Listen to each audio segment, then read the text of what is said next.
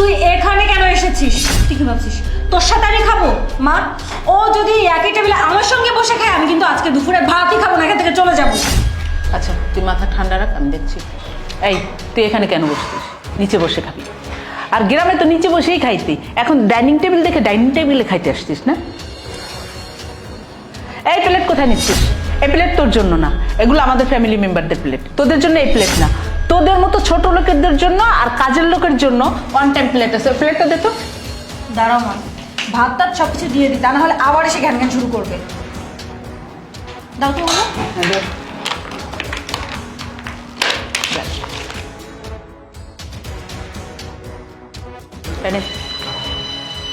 যা নিচে বসে খা।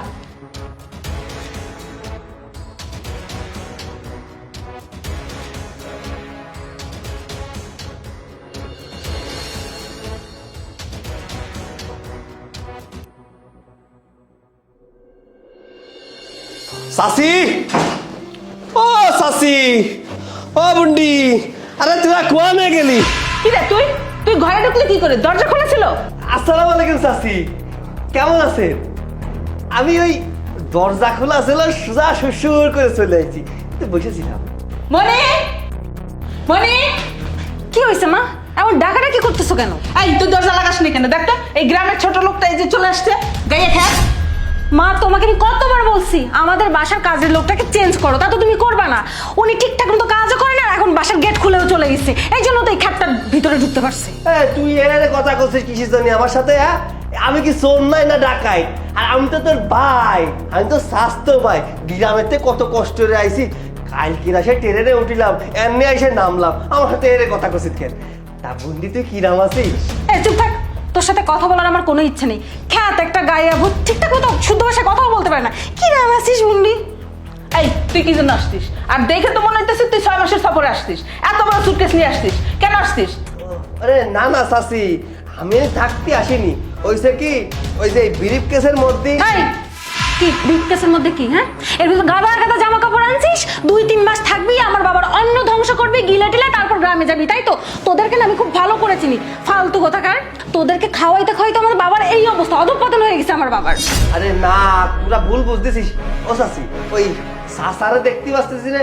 চাচা কোন জায়গায়? চাচার সাথে কথা কব, হ্যাঁ, ওই যে কিছু কথাবার্তা কয়ে তারপরে চলে যাবা। কেন চাচাকে দিয়ে কি করবি? ও বুঝেছি, চাচাকে ফুসলে ফাসলে চাচার কাছ থেকে কিছু হাতায় নেওয়ার উদ্দেশ্য, তাই না?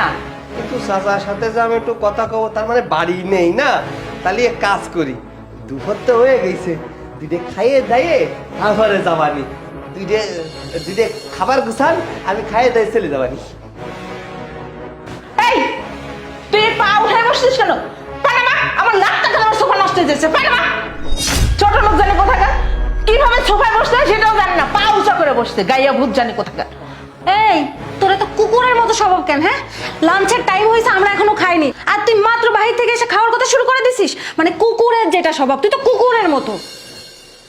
দেখ বন্ডি, তুই যাই কইস না কেন, আমি কলাম তোর কথা কিচ্ছু মনে করতেছি না। তো যেমন চাই কদিন, ছোটরা যদি ভুল না করে তাহলে ক্ষমা করবে কি রে বড়রা? ক ও চাষি, ও জন্মের গিদে লাগিছে, দুইটা খাতি দাও, দাও না দুইটা খাওন গুছ। তোকে খাবার দিবে এক শর্তে, খাওয়ার পরে তুই এখান থেকে চলে যাবি, আর তোর চাচার সাথে দেখা হবে না।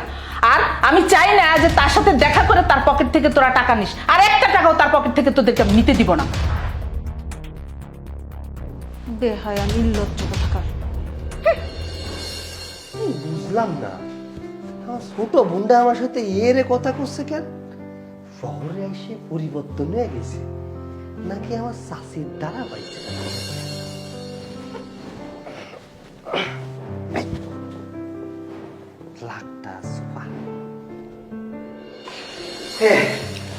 চাষি হাতি বসে গেছেন? ও গোশ আছে, ডাইল আছে, মেলা কিছু আছে। এই এক কাজ কর, বাট্টা দে। তুই এখানে কেন এসেছিস? তুই কি ভাবছিস তোর সাথে আমি খাবো? মা, ও যদি একই টেবিলে আমার সঙ্গে বসে খায়, আমি কিন্তু আজকে দুপুরে ভাতই খাবো না, এখান থেকে চলে যাবো। আচ্ছা তুই মাথা ঠান্ডা রাখ, আমি দেখছি। এই তুই এখানে কেন বসছিস? নিচে বসে খাবি। আর গ্রামে তো নিচে বসেই খাইতি, এখন ডাইনিং টেবিল দেখে ডাইনিং টেবিলে খাইতে আসছিস না? এই প্লেট কোথায় নিচ্ছিস? এই প্লেট তোর জন্য না, এগুলো আমাদের ফ্যামিলি মেম্বারদের প্লেট, তোদের জন্য এই প্লেট না। তোদের মতো ছোট লোকেদের জন্য আর কাজের লোকের জন্য ওয়ান টাইম প্লেট আছে, প্লেটটা দে তো। দাঁড়াও মা, ভাত টাত সবকিছু দিয়ে দিই, তা না হলে আবার এসে ঘ্যান ঘ্যান শুরু করবে। দাও তো ওগুলো।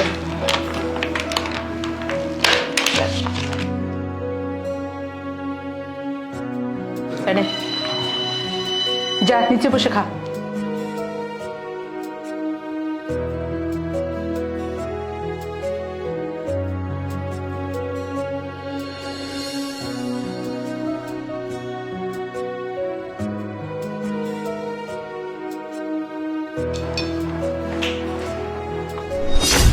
সৈকত, কখন এসেছিস? আর নিচে বসে খাচ্ছিস কেন? নিচে বসবে না তো কি করবে? সারা জীবন তো গ্রামে নিচেই বসে খাইছে। তার মানে তুমি ওকে নিচে বসিয়েছো? হ্যাঁ।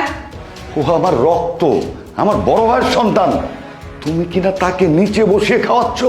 আমার লজ্জা হওয়া উচিত। হ্যাঁ, তা তো জানি যে তোমার বড় ভাইয়ের সন্তান, ওরা যখনই আসে তখনই তো এসে এসে আমাদের অন্ন ধ্বংস করে দেয়। আজকে এই দুর্দিনে ও আসছে, এত বড় সুটকেস নিয়ে আসতে, 6 মাসের জন্য আসছে মনে হচ্ছে, দেখে মনে হচ্ছে যে ও আর এখান থেকে যাবেই না। এই মুখ সামলে কথা বলো। তুমি ওই ব্রিফকেসটার কথা বলছো? তোমরা জানো ওই ব্রিফকেসটার মধ্যে কি আছে? দাঁড়াও, কি এনেছি আমি দেখাচ্ছি।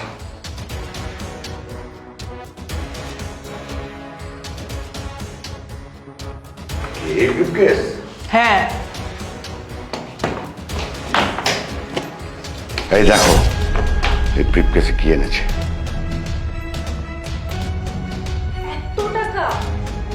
এত টাকা ওর কাছে কিভাবে এলো? চুরি করেছে? হ্যাঁ তাই তো, এত টাকা ও কোথায় পেলো? ও তো একটা গ্রামের চাষা।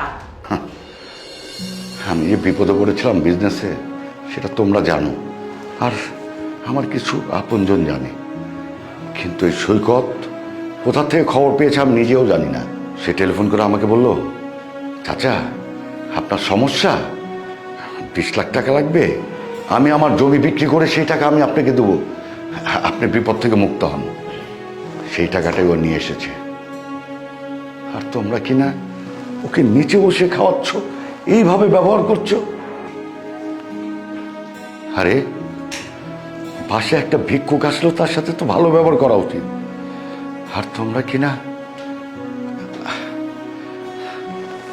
বাবা সৈকত, তুই আমাকে মাফ করে দে বাবা। আরে চাচা, এইটা আপনি কি করতেছেন? আমার কাছে ক্ষমা চাইতে হবে না। আমার কাছে আপনি ক্ষমা চাবেন কেন? আপনি হচ্ছে বাপের সমতুল্য। বাপরে হারাই ফেলাইছি, কত বছর হয়ে গেছে। আপনি তো আমার সব। আপনার বিপদের কথা শুনে আমি যদি আপনার পাশে না থাকতে পারি, তাহলে আমি কেমন সোয়াল? তাই তো আপনার বিপদের কথা শুনে আমার যে উত্তরপাড়ার জমিটা, ওইটা বেচে দিছি। বেচে দিয়ে আপনার জন্য 20 লাখ টাকা নিয়ে আইছি। আর চাষিরা তো জানে না যে আমি টাকা নিয়ে আইছি আপনার জন্য। আর চাষিরা গ্রামের আবাস তো বোঝে না, তাই আমার সাথে একটু খারাপ ব্যবহার করেছে। ওইটা কোনো বিষয় না, আমিও তো কিছু মনে করি। আসলে আমিও তো শহরে সেরাম কোনোদিন আসিনি, আমিও বুঝি নে এই সোফায় বসতে আয় না চেয়ারে বসতে আয় না কোয়ানে বসতে আয়। সারাটা জীবন তো ওই মাটিতে বসেই কাটাইছি।